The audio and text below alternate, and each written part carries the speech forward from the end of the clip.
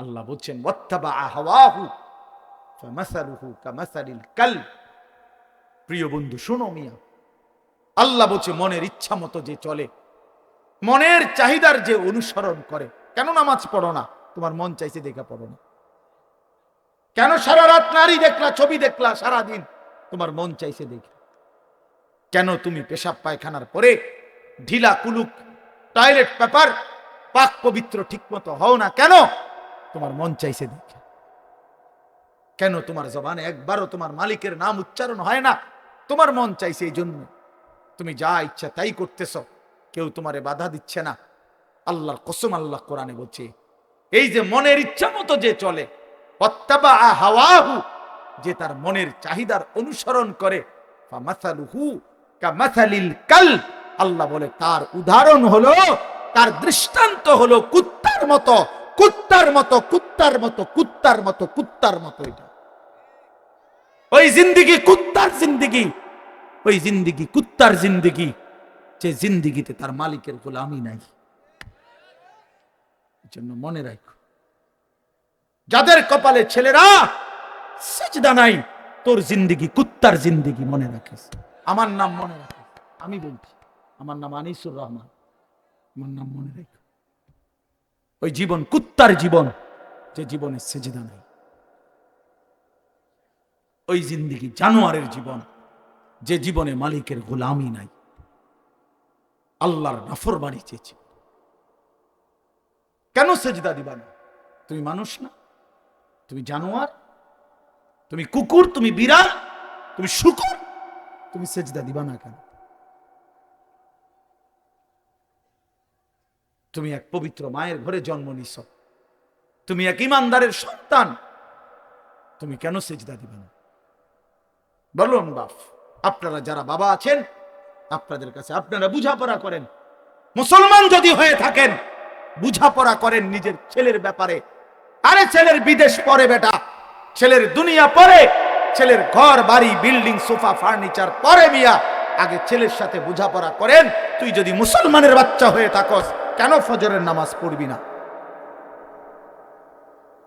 আমি যদি তোর বাপ হয়ে থাকি, তুই যদি আমার সন্তান হও, তাহলে ইমানদারের সন্তান কেমনে বেনামাজি হয়?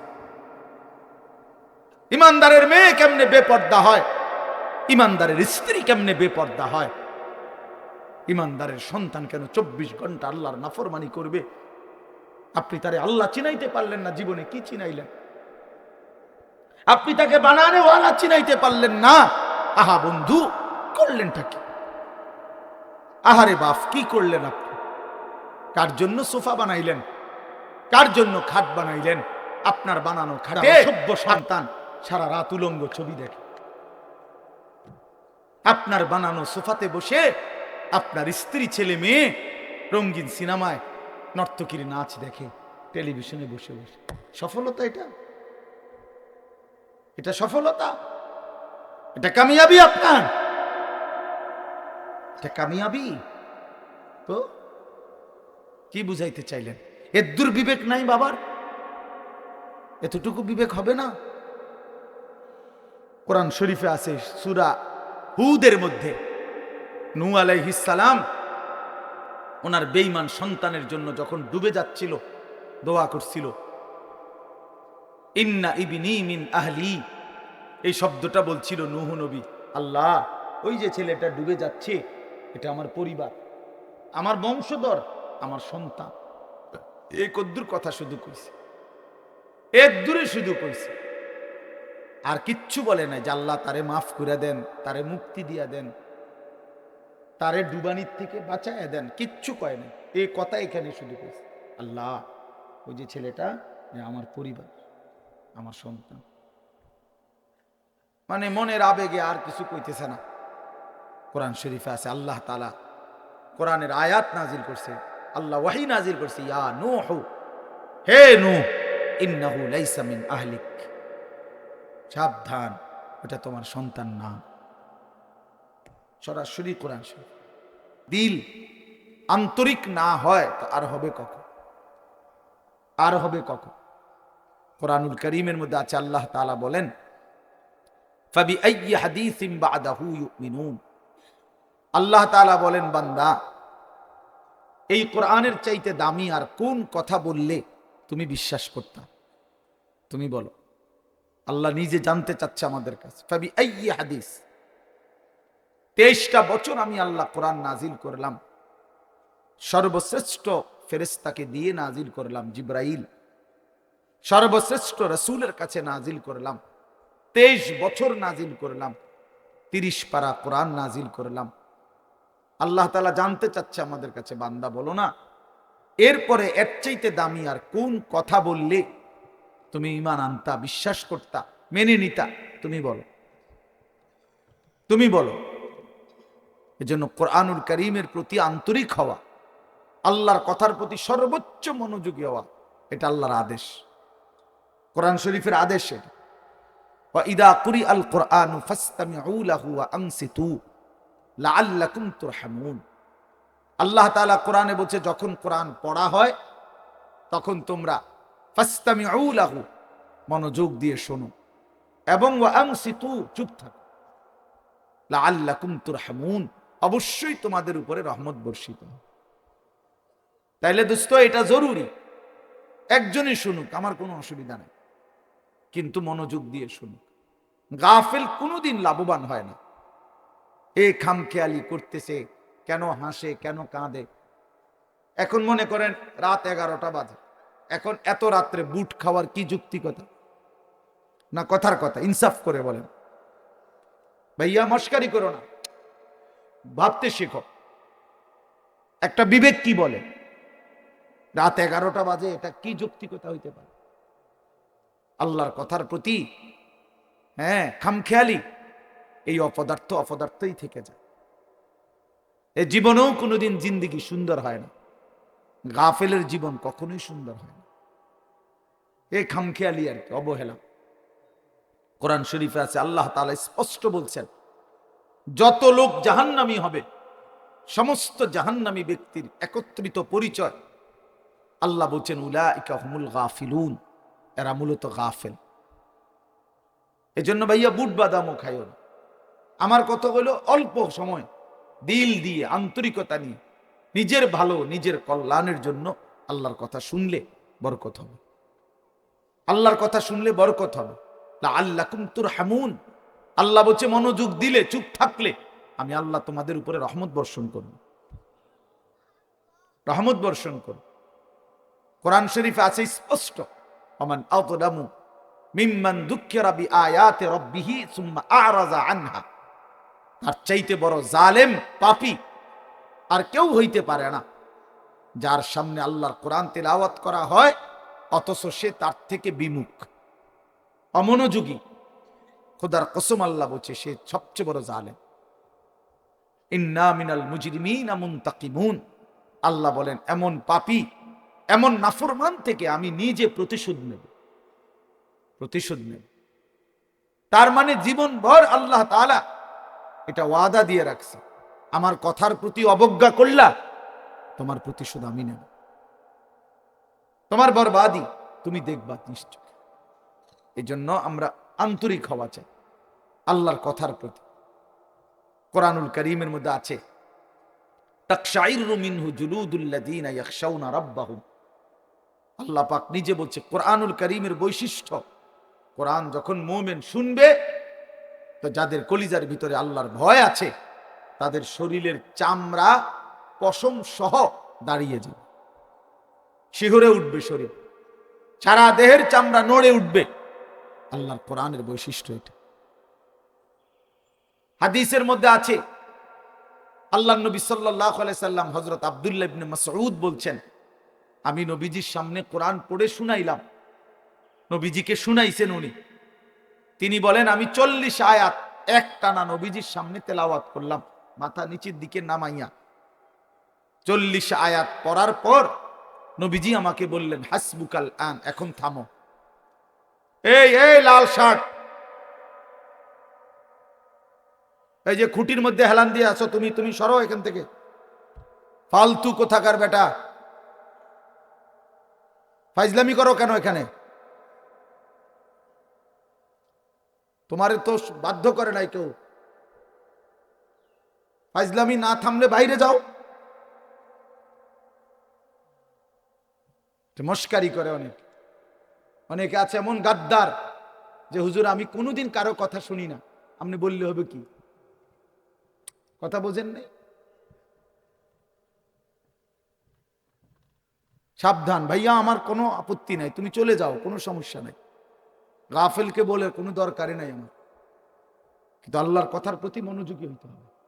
প্রতি ঘন্টা আমারও, প্রতি ঘন্টা আপনারও, প্রত্যেক মিনিট আমারও, প্রত্যেক মিনিট আপনারও। যে হায়াত আপনার যায় সেই হায়াত আমারও যায়, প্রত্যেক সেকেন্ড আমারও যায় আপনারও যায়। এক বুজুর্গকে আমরা কিতাবে পড়ছি, কিমাতুজ্জামান ইনদাল উলামা, একটা প্রসিদ্ধ আরবি কিতাব আছে, ওলামায়ে কেরামের নিকট সময়ের মূল্য। ওই বইতে আছে এক বুজুর্গকে এক ব্যক্তি আইসা বলছে, হজরত আপনার সাথে আমি একটু কথা বলতে চাচ্ছি। হজরত বললেন, কোনো দিনই মাসআলা? বললেন না, এমনি একটু কথা বলুন। উনি বলছেন, তাহলে তুমি সূর্যকে যেটুকু সময় তুমি কথা বলবো ওইটুকুর জন্য থামায় রাখো। কসম, আমরা কিতাবে পড়ছি। উনি বলছে তুমি সূর্যকে থামায় রাখো, যেটুকু সময় তুমি আমার সাথে কথা বলবা ওইটুকু সময়ের জন্য যদি তুমি সূর্যের গতি থামায় রাখতে পারো তাহলে কথা বলতে পারো, নাই তো আমার এইটুকু সময় তুমি নষ্ট করার কোনো অধিকার রাখো না। এই 20 মিনিট তো আমার সময়, তুমি আমার সেই 20 মিনিট নষ্ট করবা কেন? এই আধা ঘন্টা তো আমার টাইম, তুমি আমার হায়াতের আধা ঘন্টা নষ্ট করবা কেন? হ্যাঁ, প্রয়োজনীয় মাসআলা হলে বলতাম, শুধু শুধু কথা, শুধু শুধু কি জামা এটা জাফানি টরে কত দিয়া লইছেন? 260 টাকা। মিয়া 220 টাকা দিয়া সিল্লাইয়া বেছে। হ্যাঁ, আমারে কইতেন কয় গজ লাগবে মিয়া? হ্যাঁ, আমার পরিচিত কত দোকান আছে। হ্যাঁ, এই মানে এই বলতেছে এটার উপরে বেডার এটা সিলাইয়া আজকে 3 মাস হয়ে গেছে, ওই জামাটা পরে হে এখন 220 টাকা দিয়ে কাপড় কিনে। এগুলা অপ্রয়োজনীয় কথা না, বেহুদা কথা, অনর্থক কথা। এই জন্য দোস্ত ভাইয়া, জিন্দিগি এত গাফিল হইতে নাই। সারাক্ষণই খামখেয়ালি, হাসি মজাক ঠাট্টা, এত মাতাল, এত পাগল, এত প্রতিবন্ধী। তুমি প্রতিবন্ধীর দিকে তাকায় দেখো, পাগলের দিকে মাতালের দিকে তাকায় দেখো, সে তো সারাক্ষণ অ্যাবনর্মাল। কিন্তু ইমানদার মোমেন সুস্থ মানুষ, তার জিন্দিগির হিসাব থাকে, পরিকল্পনা থাকে। আমি হাসবো কেন, কাঁদবো কেন, আমি হাঁটবো কেন, বসবো কেন, আমি ঘুমাবো কতক্ষণ, আমি ডাকবো কতক্ষণ। আমার যদি জিন্দিগির কোনো হিসাব কিতাব না থাকে, এ তো অসুস্থ, এ তো পাগল মাতাল ভাইয়া। জিন্দিগি যার কোনো লক্ষ্য উদ্দেশ্য নাই, টার্গেট নাই, গন্তব্য নাই, কোত্থেকে আসলাম, কেন আসলাম, কে আমারে বানাইলেন, কেন বানাইলেন, আহা, এটা কি কোনো জিন্দিগি ভাইয়া? বলো ছেলেরা, রাতের বাজে 3টা তুমি ঘুমাও না, দিনের বাজে 10টা তুমি ওঠো না, এটা কি জিন্দিগি? রাত 3টা বাজে গেছে তুমি ঘুমাচ্ছ না কেন? সকাল 10টা বাজে গেছে তুমি উঠছো না কেন? তোমার ঘুমেরও কোনো সিস্টেম নাই, উঠারও কোনো সিস্টেম নাই। সারা রাত উলঙ্গ ছবি দেখে, নারী দেখে, জিনা বেবিচারের দৃশ্য দেখে নাফরমান ঘুমায় আছে, সকাল 10টা বাজে গেছে, উঠারও কোনো নাম নাই। আহা, আল্লাহ নবী সাল্লাল্লাহু আলাইহি ওয়াসাল্লাম বলছেন, খোদার কসম, নবীজি বলছেন যে ফজরের নামাজ পড়ে না সে খবিস। খবিস, এটা খবিস, খবিসান নফস, ওই ব্যক্তি খবিস, কাসলান, অলস।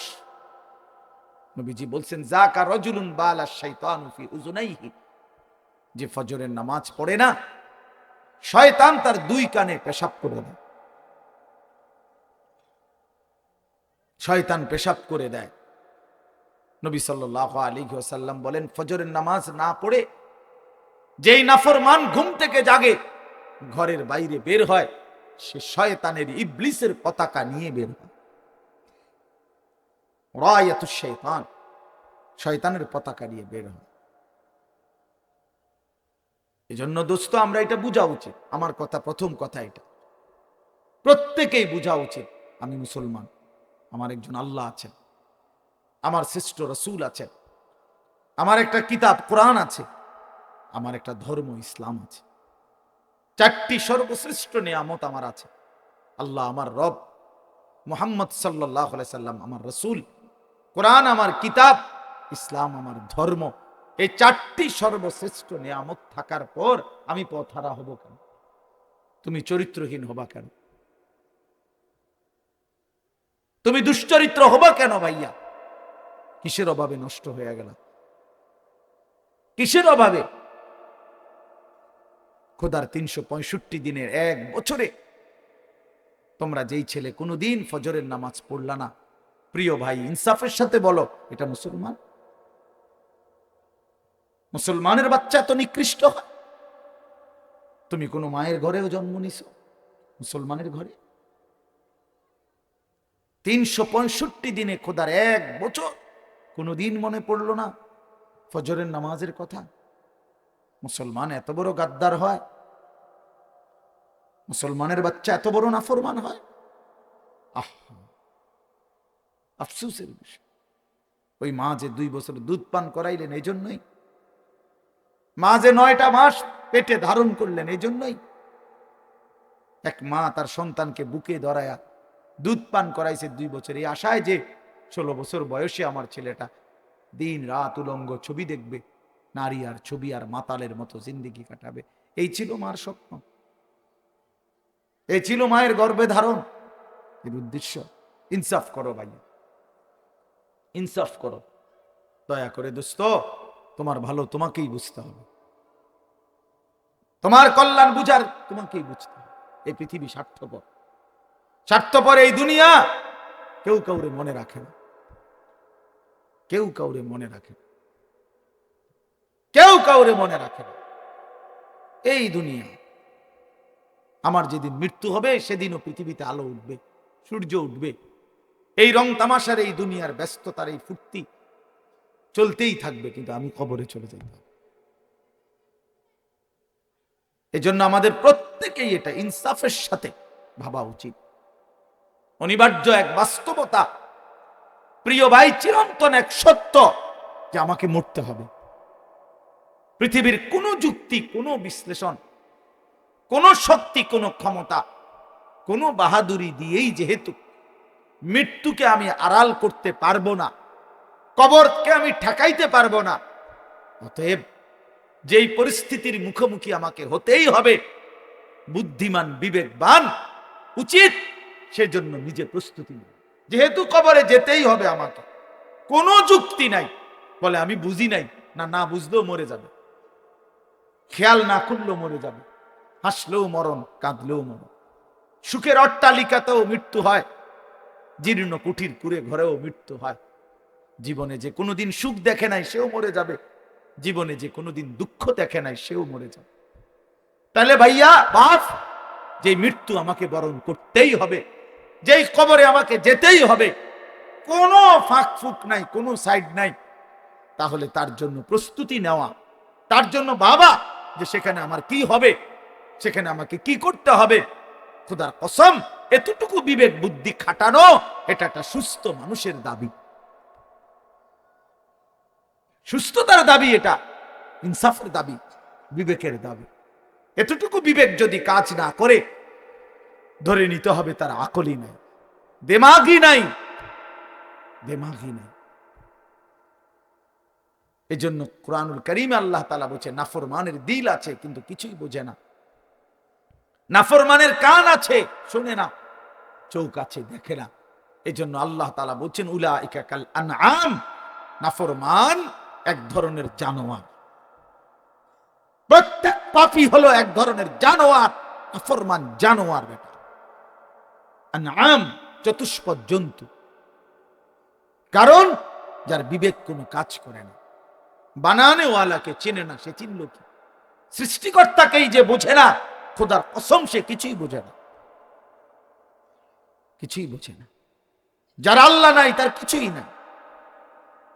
আল্লাহকে হারিয়ে সব পেলেও কিছু পায় হয় না, আল্লাহকে পেয়ে সব হারালেও কিছুই হারায় না। জুতু মেরা তু সব মেরা।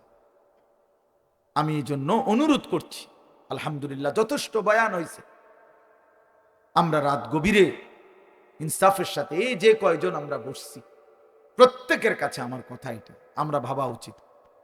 ইস্তাফতি কালবাক, নবী সাল্লাল্লাহু আলাইহি ওয়াসাল্লাম বলছেন, তোমার দিলকে প্রশ্ন করো, তোমার বিবেককে জিজ্ঞেস করো। এমনটাই হওয়া উচিত মুসলমান। তোমার বিবেক কি বলে? একটা ছেলে বেনামাজি, তুমি আইসা দাঁড়াইয়া বলো, ভাইয়া একটা মিনিট তুমি মাইক ধরে বলো, মুসলমান এমনই হওয়া উচিত। তুমি দোস্ত তোমার ধর্মের ব্যাপারে একটা লাইন বলো, তুমি বলো তোমার ধর্মের ব্যাপারে তুমি এক লাইন বলো।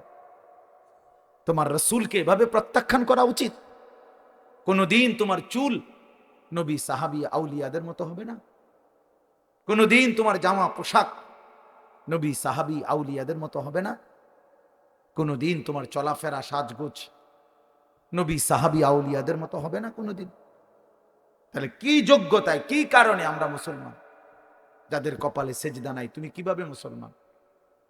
যার লেবাসে পোশাকে ইসলামের কোনো চিহ্ন নাই, তুমি কোন যুক্তিতে মুসলমান ভাইয়া? কোন যুক্তিতে মুসলমান? আল্লাহ নবী সাল্লাল্লাহু আলাইহি ওয়াসাল্লাম বলছেন, ফারকুমা বাইনানা ওয়া বাইনাল কুফরি আস-সালাহ, আমাদের মাঝে আর কাফেরের মাঝে পার্থক্য নামাজ। নামাজ মুমিন আর কাফেরের পার্থক্য করে। এটা কি মুসলমান না বেঈমান, এটার প্রমাণের চিহ্ন খোদার কসম ভোটার আইডি কার্ড না, জন্ম নিবন্ধন সনদ নয়, সেজদা। সেজদা এই কপাল দুনিয়ার কোনো কাজে ব্যবহার হয় না। পৃথিবীর কোনো উপার্জনের জন্য কপাল লাগে না। চাকরি, ব্যবসা, ক্ষেত খামার, অটো, সিএনজি, ফসল, দেশ বিদেশ, ভাইয়া ইনসাফের সাথে ভাইবা দেখো, বাবারাও ভেবে দেখেন, এই কপাল কোনো উপার্জনের কাজে ব্যবহার হয় না। উপার্জনের কাজে হাত ব্যবহার হয়, পাও ব্যবহার হয়, মেধা ব্যবহার হয়, যোগ্যতা ব্যবহার হয়। কপাল কোনো কামাই রোজগারের জন্য ব্যবহার হয় না। কপাল রব্বে করিম বানাইছেনই শুধু সেজদার জন্য, শুধু সেজদার জন্য, শুধু সেজদার জন্য, শুধু সেজদার জন্য। এই জন্য যে কপালে সেজদা নাই ওইটা মানুষের বাচ্চা না। যে কপালে সেজদা নাই ওটা মুসলমানের বাচ্চা না, ওটা মানুষের বাচ্চা না। যে জিন্দিগি সেজদা বিহীন জিন্দিগি, ওটা জন্তু জানোয়ারের জিন্দিগি। কোরআন শরীফে আছে, কোরআন শরীফ স্পষ্ট আছে, সূরা আরাফের মধ্যে আল্লাহ বলছেন, ওয়াত্তাবা হাওয়াহু ফামাসালুহু কামাসালিল কালব। প্রিয় বন্ধু শোনো মিয়া, আল্লাহ বলছে মনের ইচ্ছা মতো যে চলে, মনের চাহিদার যে অনুসরণ করে। কেন নামাজ পড়ো না? তোমার মন চাইছে দেখে পড়ো না। কেন সারা রাত নারী দেখলা, ছবি দেখলা সারাদিন? তোমার মন চাইছে দেখে। কেন তুমি পেশাব পায়খানার পরে ঢিলা কুলুক টয়লেট পেপার পাক পবিত্র ঠিক মতো হও না? কেন? তোমার মন চাইছে দেখে। কেন তোমার জবানে একবারও তোমার মালিকের নাম উচ্চারণ হয় না? তোমার মন চাইছে এই জন্য। তুমি যা ইচ্ছা তাই করতেছ, কেউ তোমারে বাধা দিচ্ছে না। আল্লাহর কসম, আল্লাহ কোরআনে বলছে, এই যে মনের ইচ্ছা মতো যে চলে, ওয়াত্তাবা হাওয়াহু, যে তার মনের চাহিদার অনুসরণ করে, ফামাসালুহু কামাসালিল কালব, আল্লাহ বলে তার উদাহরণ হলো, তার দৃষ্টান্ত হলো কুত্তার মতো, কুত্তার মতো, কুত্তার মতো, কুত্তার মতো, কুত্তার মতো। এটা ওই জিন্দিগি কুত্তার জিন্দিগি, ওই জিন্দিগি কুত্তার জিন্দিগি, যে জিন্দিগিতে তার মালিকের গোলামি নাই। জন্য মনে রাখো, যাদের কপালে ছেলেরা সেজদা নাই, তোর জিন্দিগি কুত্তার জিন্দিগি, মনে রাখিস। আমার নাম মনে রাখিস, আমি বলছি, আমার নাম আনিসুর রহমান, আমার নাম মনে রাখো। ওই জীবন কুত্তার জীবন, যে জীবনে সেজদা নাই। ওই জিন্দিগি জানোয়ারের জীবন, যে জীবনে মালিকের গোলামি নাই, আল্লাহর নাফরমানি চেয়েছে। কেন সেজদা দিবা না? তুমি মানুষ না? তুমি জানোয়ার? তুমি কুকুর? তুমি বিড়াল? তুমি শূকর? তুমি সেজদা দিবা না কেন? তুমি এক পবিত্র মায়ের ঘরে জন্ম নিছ, তুমি এক ইমানদারের সন্তান, তুমি কেন সেজদা দিবে না? বলুন বাপ, আপনারা যারা বাবা আছেন, আপনাদের কাছে আপনারা বুঝাপড়া করেন। মুসলমান যদি হয়ে থাকেন, বুঝাপড়া করেন নিজের ছেলের ব্যাপারে। আরে ছেলের বিদেশ পরে বেটা, ছেলের দুনিয়া পরে, ছেলের ঘর বাড়ি বিল্ডিং সোফা ফার্নিচার পরে মিয়া, আগে ছেলের সাথে বুঝাপড়া করেন। তুই যদি মুসলমানের বাচ্চা হয়ে থাকস, কেন ফজরের নামাজ পড়বি না? আমি যদি তোর বাপ হয়ে থাকি, তুই যদি আমার সন্তান হও, তাহলে ইমানদারের সন্তান কেমনে বেনামাজি হয়? ইমানদারের মেয়ে কেমনে বেপর্দা হয়? ইমানদারের স্ত্রী কেমনে বেপর্দা হয়? ইমানদারের সন্তান কেন 24 ঘন্টা আল্লাহর নাফরমানি করবে? আপনি তারে আল্লাহ চিনাইতে পারলেন না, জীবনে কি চিনাইলেন? আপনি তাকে বানানে ওয়ালা চিনাইতে পারলেন না। আহা বন্ধু, করলেনটা কি? আহারে বাপ, কি করলেন আপনি? কার জন্য সোফা বানাইলেন? কার জন্য খাট বানাইলেন?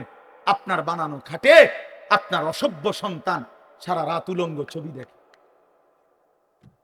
আপনার বানানো সোফাতে বসে আপনার স্ত্রী ছেলে মেয়ে রঙিন সিনেমায় নর্তকীর নাচ দেখে, টেলিভিশনে বসে বসে। সফলতা এটা? এটা সফলতা? এটা কামিয়াবি আপনার? এটা কামিয়াবি? তো কি বুঝাইতে চাইলেন? এর দুর্বিবেক নাই বাবার? এতটুকু বিবেক হবে না? কোরআন শরীফে আছে সূরা হুদের মধ্যে, নূহ আলাইহিস সালাম ওনার বেঈমান সন্তানের জন্য যখন ডুবে যাচ্ছিল, দোয়া করছিল, ইন্না ইবনি মিন আহলি। এই শব্দটা বলছিল নূহ নবী, আল্লাহ ওই যে ছেলেটা ডুবে যাচ্ছে, এটা আমার পরিবার, আমার বংশধর, আমার সন্তান।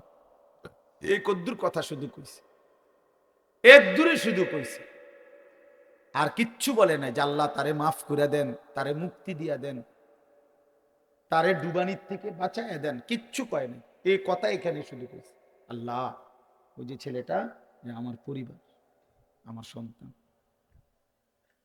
মানে মনের আবেগে আর কিছু কইতেছে না। কোরআন শরীফে আছে আল্লাহ তাআলা কোরআনের আয়াত নাজিল করছে, আল্লাহ ওয়াহি নাজিল করছে, ইয়া নূহ, হে নূহ, ইন্নাহু লাইসা মিন আহলিক, সাবধান, ওটা তোমার সন্তান না। সরাসরি কোরআন শরীফ।